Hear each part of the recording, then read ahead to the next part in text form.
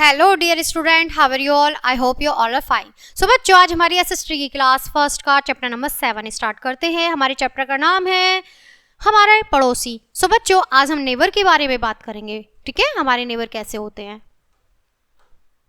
हमारे घर के आसपास रहने वाले लोग पड़ोसी कहलाते हैं। हमारे घरों के आसपास कई घर होते हैं। इन घरों में बहुत से परिवार रहते हैं, वे सभी हमारे क्या पड़ोसी कहलाते हैं। ठीक है, पड़ोसी आवश्यकता पड़ने पर एक दूसरे की सहायता करते हैं। इसी प्रकार पड़ोस के सभी लोग एक दूसरे की परेशानियां एवं समस्याओं को हल करने का प्रयास करते हैं।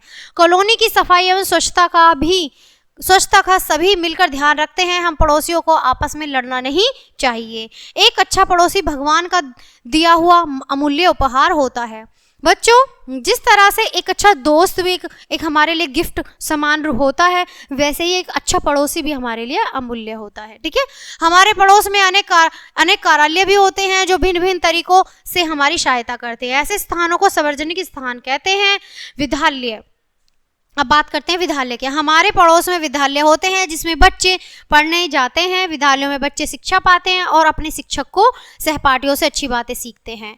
ठीक है, जैसा यहाँ पर ये विद्यालय का चित्र दे रखा है। ठीक है बच्चों। पार्क, अब बात करते हैं पार्क की। जैसे कि यहाँ पार्क का चित्र दे रखा है बच्चों।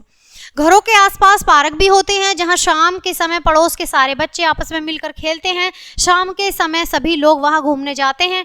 अब बात करते हैं बच्चों डाकघर की।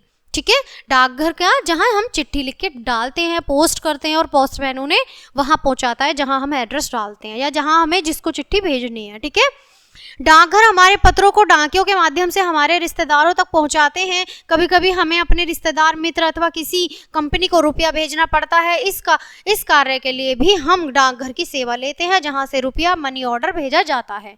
ठीक है बच्चों, आप समझ गए होंगे कि डाकघर का प्रयोग किस लिए किया जाता है। ठीक है, आइए अब बात करते हैं बैंक की। ये चित्र बैंक का दे रखा है और ये चित्र डाकघर का दे रखा है। ठीक है, हम बैंक में अपना धन जमा करते हैं। आजकल बैंक में जेवर तथा जरूरी कागजात रखने के लिए लॉकर्स की भी सुविधा होती है। बैंकों में हमारा धन व कीमती सामान सुरक्षित रहता है।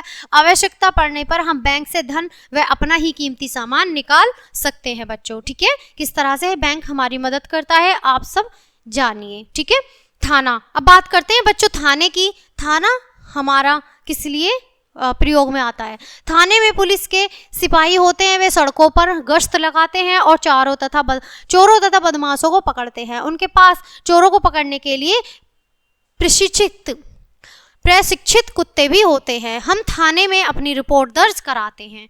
देखा आपने, थाने में हम रिपोर्ट दर्ज कराते हैं कोई चोर के लिए या कोई झगड़े के लिए। ठीक है, आइए अब अस्पताल की बात करते हैं। ठीक है, अस्पताल मतलब हॉस्पिटल। जब हम बीमार हो जाते हैं तब हम इस स्थिति में अस्पताल जाते हैं। अस्पताल में कई डॉक्टर्स होते हैं। सभी डॉक्टर अलग अलग बीमारियों के विशेषज्ञ होते हैं। वे हमारी बीमारी का पता लगाकर दवाई देते हैं जिसके सेवन से हम स्वस्थ हो जाते हैं। तो बच्चों, देखा आपने किस तरह से हर चीज़ का अपनी एक महत्व है, अपनी एक जगह होती है और हर चीज़ हमारे दैनिक जीवन में बहुत ज़रूरी होती है। तो बच्चों, ये चैप्टर आपका यहीं फिनिश होता है। मिलती हूँ आपसे नेक्स्ट चैप्टर में नेक्स्ट वीडियो के साथ। बाय बाय प्यारे बच्चों।